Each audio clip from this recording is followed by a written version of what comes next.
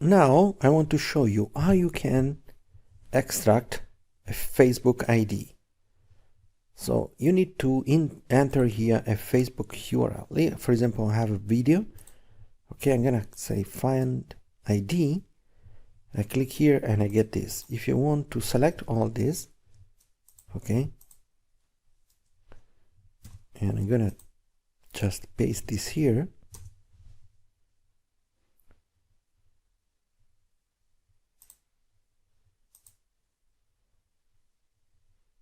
Okay, this is a video on Facebook.